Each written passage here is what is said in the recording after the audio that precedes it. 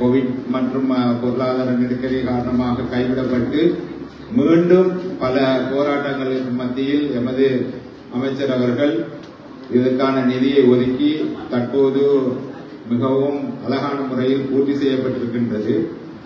இந்த கட்டடத்தை பொறுத்தவரை பல்வேறு நபர்கள் பல்வேறு காலகட்டங்களில் இதற்காக வேண்டி உதவிகளை செய்திருக்கிறார்கள்.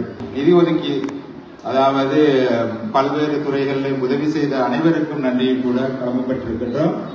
அடுத்த பாடசாலையை பொறுத்தவரை பாடசாலை 18 வருட காலங்களாக பல்வேறு துறைகளில் மிக வளர்ச்சி அடைந்த ஒரு பாடசாலையாக காணப்படுகின்றது. மாணவர்கள், ஊர் சமூகத்தினர் அனைவரும், அதாவது பாடசாலை அபிவிருத்தி சங்க உறுப்பினர்கள் உட்பட பல்வேறு துறையினரும் இதற்கு ஒத்துழைப்பை வழங்கியதன் காரணமாகவே இன்றைக்கு இந்த தூரம் இந்த பாடசாலை வளர்ச்சி அடைந்து காணப்படுகின்றது. இந்த வளர்ச்சி அதாவது சகலரது பங்களிப்புக்காக இப்பொழுது நாங்கள் வேலைக்கு அழைக்கின்றோம்.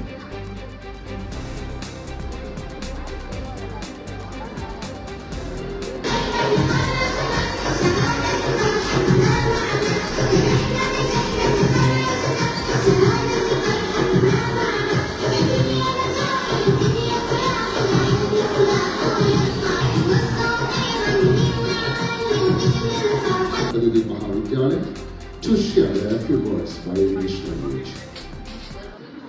It was during this time that the former Honorary Minister Al-Haj Rishad Badudi envisioned uniting these scattered community across Sri Lanka and erasing the severe educational setbacks suffered by those who were living under the label of refugees. Because education can bring money, but not the opposite. Not always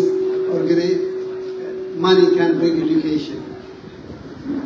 That's why I want to congratulate you first of all for this nice building and for this nice expansion of this school.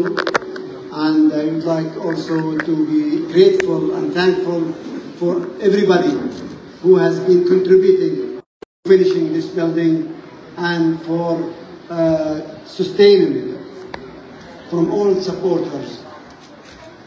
ونبينا ومولانا محمد وبارك وسلم عليه. اللهم اغفر لنا ذنوبنا وخطايانا كلها يا رب العالمين. اللهم احفظ صاحب السمو سلطان بن محمد القاسمي حفظه الله حاكم الشارقة العافية. اللهم بارك في عمره وعمره. اللهم عجزه خير الجزاء على ما قدمه لشعبه والشعب السريلانكي المسلم يا أرحم في ميزان حسناته. اللهم احفظ سعادة. اللهم احفظ سعادة.